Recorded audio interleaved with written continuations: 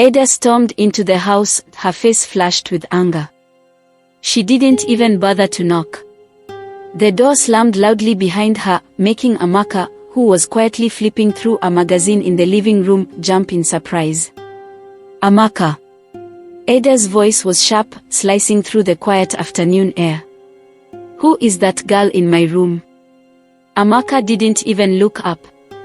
Calmly, she turned another page of her magazine. Oh, you mean Chinya?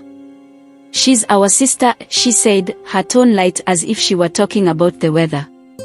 Ada laughed bitterly, shaking her head. Sister? My sister? From where? Finally, Amaka set the magazine down and looked at Ada with an annoyed expression. Papa's daughter, she said matter-of-factly. Get over it. Over my dead body.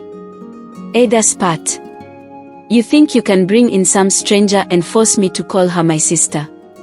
That girl needs to leave this house now. At that moment, Chinya appeared from the hallway, her footsteps light but deliberate. She was smaller than Ada, with soft eyes that betrayed both fear and determination.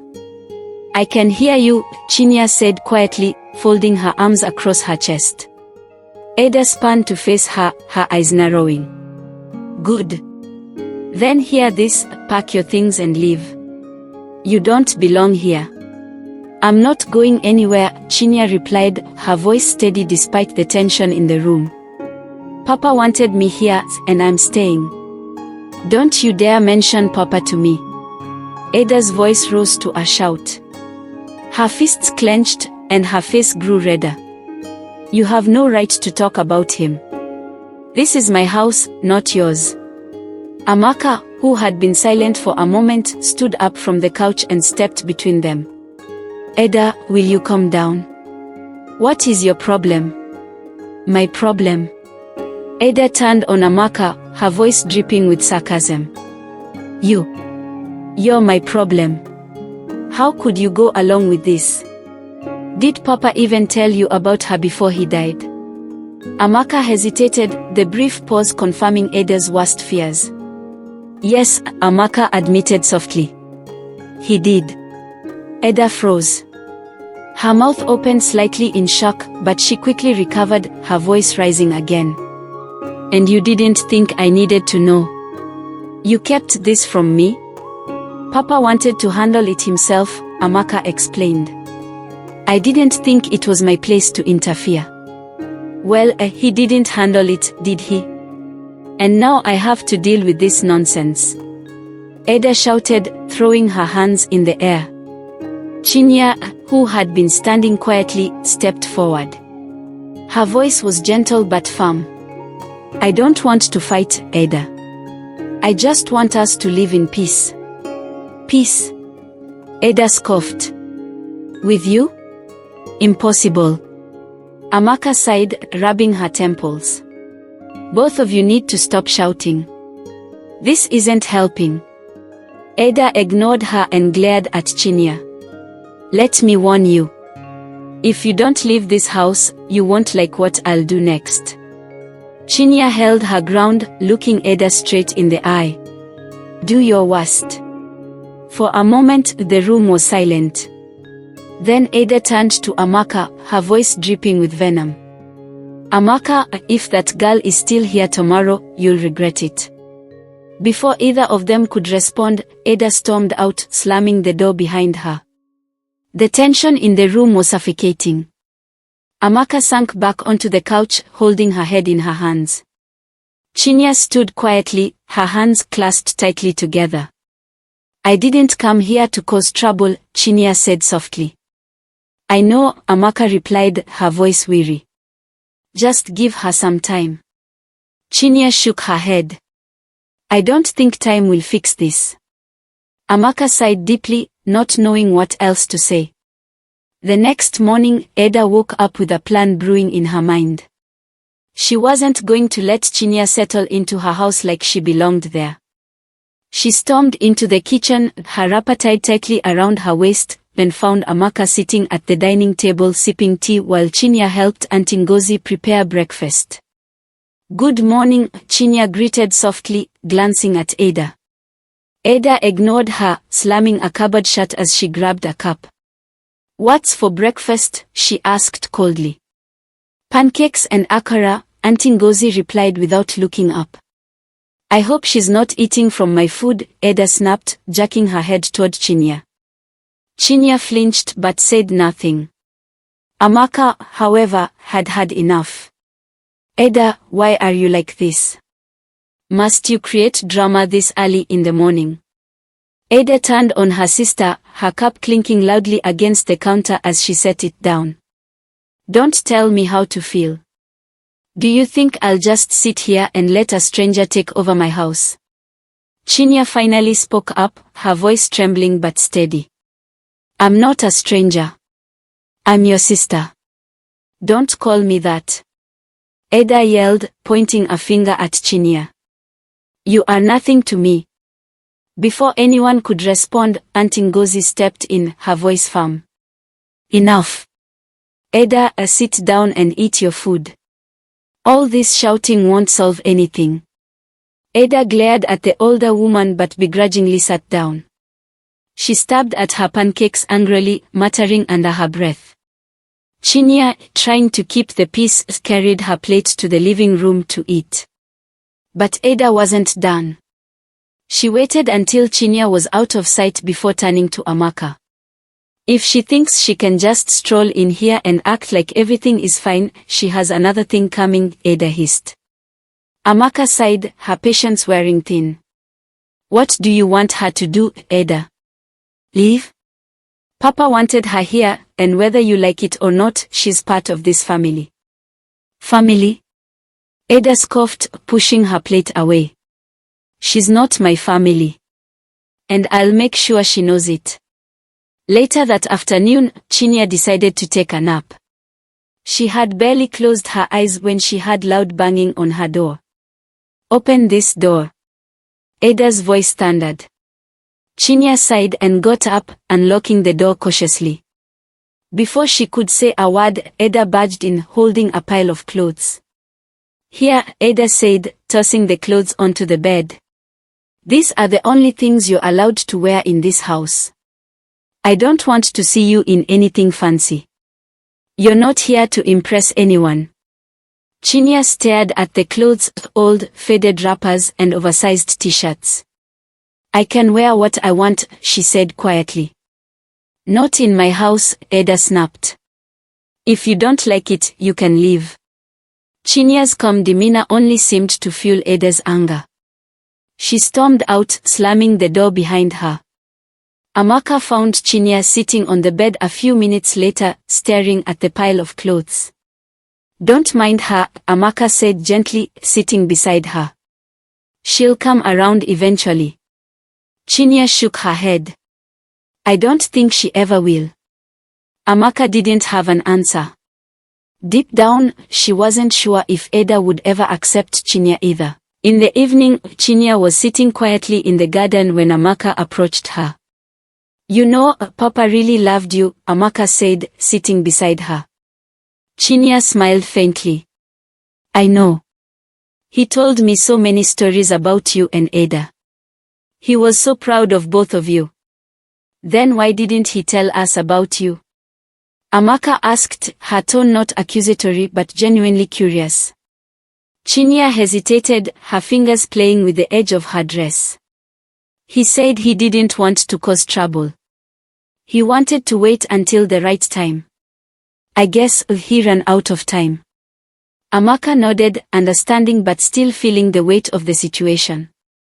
It's not going to be easy, Chinya. But I'll try to help you. I'll talk to Ada. Thank you, Chinya said softly. Inside the house, Ada was busy in her room, making a call. Her voice was low, almost a whisper. Yes, Mama Nkechi, I need a lawyer. I don't care what it takes, I'm going to prove that girl doesn't belong here. The following days were filled with tension. Ada avoided Chinya as much as possible, while Amaka tried her best to keep the peace. Auntie Ngozi watched silently, occasionally shaking her head, but she knew better than to get too involved in the storm brewing between the sisters. One evening, during dinner, Auntie Ngozi decided it was time to address the elephant in the room. "Enough is enough," she said, setting her fork down with a loud clang. "We cannot keep living like this. Ada, Chinya is not going anywhere, so you need to adjust." Ada slammed her cup on the table. "Why are you all acting like I'm the one causing problems? She is the one who shouldn't be here." Chinya, who had been silently picking at her food, looked up. "I didn't choose this, Ada. I didn't ask Papa to bring me into this family. But here I am." Ada glared at her, her eyes blazing with anger. "Don't act like the victim. You've been waiting for this moment, haven't you? To take over everything that belongs to us." "I don't want anything," Chinya said, her voice rising for the first time. "I just want a chance to know my family." "Is that so bad?" Before Ada could respond, Amaka stood up, her chair scraping loudly against the floor. "I've had enough of this nonsense. Ada, you need to stop. Papa wouldn't want us fighting like this. He wanted us to be a family." Ada scoffed, crossing her arms. "Don't bring Papa into this. He's the reason we are in this mess." The room fell silent. Even Auntie Ngozi was taken aback by Ada's words. Chinya's eyes filled with tears, but she quickly wiped them away, refusing to let Ada see her cry. Amaka clenched her fists. "That's not fair, Ada. Papa loved all of us, and you know it."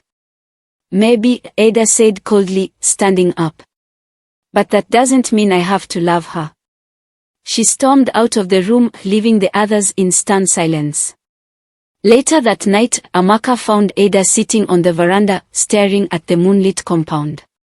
"You can't keep doing this," Amaka said softly, sitting beside her. Ada didn't look at her. "You don't understand, Amaka. Everything is changing, and I hate it. Papa is gone, and now there's Chinya. It's too much." "I get it," Amaka said, placing a hand on her sister's shoulder. "But Chinya isn't the enemy. She's just trying to find her place, just like we are." Ada shook her head. "You're too soft, Amaka. Life doesn't work like that. People don't just waltz into your life and fit in. It doesn't work." "Maybe it doesn't work because you won't let it," Amaka said. "Think about it, Ada. All this anger, is it really helping anyone? Or is it just making everything worse?" Ada didn't respond.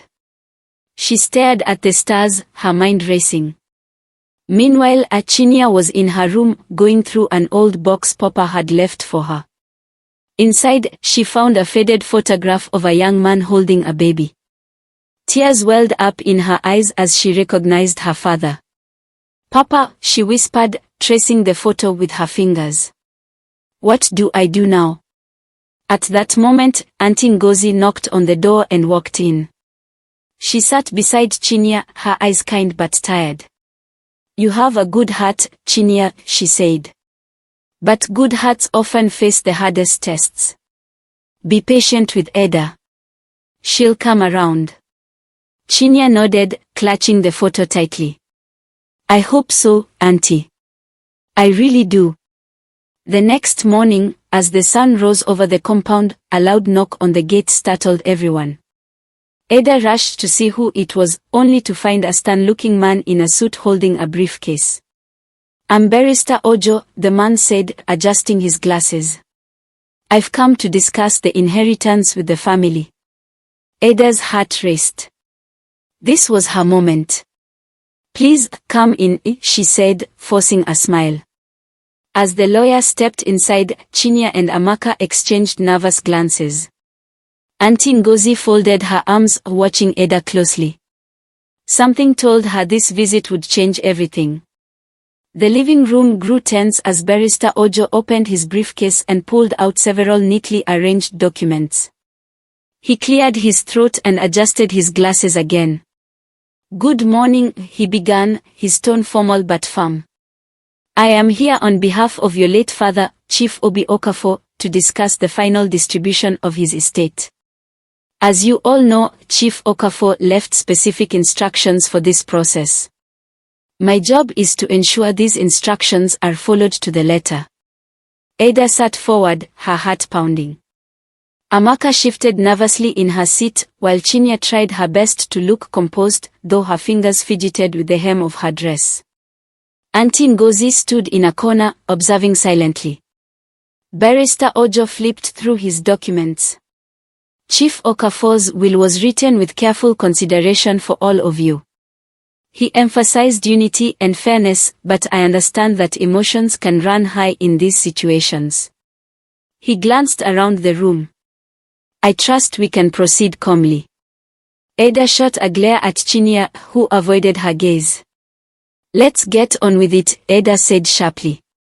Barrister Ojo nodded and continued. "The family home, this property, will remain as it is, a shared residence for the 3 daughters until such a time as all of you agree to its sale or division. This was Chief Okafor's wish to ensure you stay together." Ada's face tightened. Chinya blinked in surprise, unsure how to feel about the decision. Amaka looked relieved but nervous about how Ada would react. "The farmland in the village," Barrister Ojo went on, "will be managed collectively, with profit split evenly among the 3 of you. However, the primary responsibility will fall on the eldest child, Ada, to oversee its operations." Ada perked up slightly at this, but her expression remained guarded. "And finally," Barrister Ojo said, lifting another sheet, "the remaining cash assets and investments will be divided into 3 equal parts. Each daughter will receive a share to use as they see fit." "Wait," Ada interrupted, her voice rising. "Why does she pointed accusingly at Chinya, "get a share? She wasn't even part of our family until recently." Chinya's cheeks flashed, but before she could respond, Auntie Ngozi stepped forward. "Enough, Ada," she said sternly. "Your father made his decision. Whether you like it or not, Chinya is your sister, and she deserves her share." "But it's not fair," Ada shouted, standing up. "Papa barely knew her. How can she get the same as us?" Barrister Ojo raised a hand to calm the room. Chief Okafor anticipated there might be disagreements, which is why he left this letter for all of you. He pulled out an envelope with the words "to my daughters" written on it in bold, familiar handwriting. The room fell silent. Even Ada stopped pacing and stared at the envelope. "This letter contains Chief Okafor's final words to his daughters," Barrister Ojo said. "With your permission, I will read it aloud." Amaka nodded quickly, tears already welling in her eyes. Chinya clasped her hands tightly, bracing herself. Ada folded her arms, her expression unreadable. Barrister Ojo opened the envelope carefully, pulling out the handwritten note inside. He adjusted his glasses and began to read.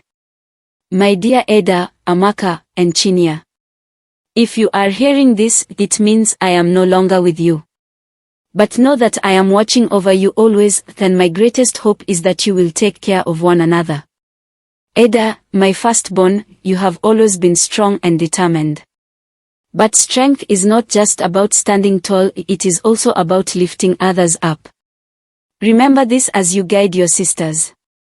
Amaka, my peacemaker, your heart is your greatest gift. Use it to keep our family together, even when things seem impossible. You are the glue that holds us all. And Chinya, my beloved surprise, I am so sorry for the years we lost. But you are no less a part of this family. I brought you here because I believe in second chances, and I know you will find your place with your sisters. Everything I built for all of you. Share it, protect it, and most importantly, protect each other.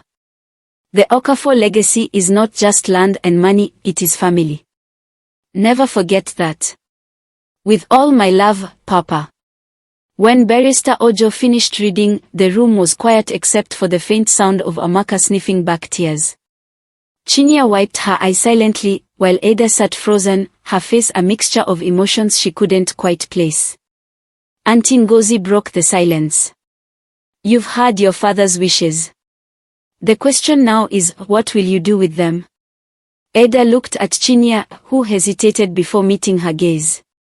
In that moment, Ada saw not a rival or an intruder, but a girl just as lost and hurt as she was. But old wounds don't heal overnight. Ada stood abruptly and walked out, leaving the others behind. I'll give her time, Auntie Ngozi said softly, watching her go. Chinya sighed, her heart heavy. She wondered if her place in the family would ever feel truly hers. For the rest of the day, the house was unusually quiet. Ada had locked herself in her room, refusing to come out even for dinner. Amaka and Chinya sat at the dining table, picking at their food while Auntie Ngozi cleared the dishes. Should we talk to her? Chinya whispered, her voice unsure. Amaka shook her head. No, Ada needs time. When she's ready, she'll come around. She always does, eventually. Chinya sighed, feeling out of place once again. It had only been a few months since she moved into the Okafor home, but every moment felt like a battle to prove she belonged. Her father's letter had been a comfort, but Ada's rejection stung deeply. Later that night, Chinya wandered into the living room, hoping to clear her mind. She noticed something on the table, a small, old photo album with family memories embossed on the cover. Curious, she opened it. Inside were pictures of Ada and Amaka as children, playing in the yard, celebrating birthdays, and posing for school photos. Chinya smiled faintly at the joy captured in the images. But as she turned the pages, something unexpected caught her eye. It was a faded photo of her mother, Ngozi, and Chief Okafor, standing together in a village market. They were young and smiling, and Chinya could see the unmistakable resemblance between herself and her father. Beneath the photo was a note in Chief Okafor's handwriting. Family begins with love, not blood. Chinya's heart swelled with a mix of emotions. She clutched the album to her chest, feeling closer to the father she barely knew. Just then, a creak from the hallway startled her. She turned to see Ada standing there, arms crossed, her expression unreadable. What are you doing? Ada asked sharply. Chinya hesitated. I was just looking at the album. I didn't mean to intrude. Ada walked over, her eyes narrowing as she saw the photo Chinya had been staring at. She snatched the album away and closed it with a snap. Stop trying to act like you're part of this family, Ada said, her voice cold. You don't know anything about us. Chinya felt tears prick her eyes, but she refused to let them fall. I'm not trying to take anything away from you, Ada. I just want to understand. Ada scoffed. Understand? You don't know what it was like growing up here. You didn't have to struggle when Papa was too busy building his empire to notice us. And now you show up out of nowhere and expect to be treated the same. I didn't choose this, Chinya said softly. I didn't even know Papa existed until a year ago. But he chose me, just like he chose you and Amaka. Doesn't that mean something? Ada stared at her for a long moment, her emotions a storm of anger, sadness, and confusion. Before she could respond, Amaka appeared in the doorway, her face set with determination. That's enough, Ada, Amaka said firmly. Papa wanted us to be a family, and that includes Chinya. You don't have to like it, but you do have to accept it. Ada's jaw tightened. You don't understand, Amaka. You never do. She stormed out of the room, leaving Amaka and Chinya standing there in heavy silence. I'm sorry, Amaka said, placing a comforting hand on Chinya's shoulder. Ada will come around. She's just stubborn. Chinya nodded, though her heart felt heavy. She wondered how long it would take for Ada to see her as more than an outsider. But as the days went on, the tension in the house only grew. Ada's resentment festered, and it seemed like nothing could bridge the gap between the sisters. That was until a mysterious letter arrived one morning addressed to all three of them and marked urgent. The letter's contents would soon throw the family into a whirlwind of secrets, danger, and unexpected alliances. The morning sunlight streamed through the windows as Auntie Ngozi handed Amaka a thick envelope. "This just came in," she said, her voice laced with curiosity. "It's addressed to all three of you." Amaka frowned as she examined the envelope. It had no return address, only the words, "To the Okafor sisters, urgent," scrawled in bold handwriting. "What's that?" Ada asked as she walked into the room, still groggy from sleep. "It's for us," Amaka replied. "Chinya, come here.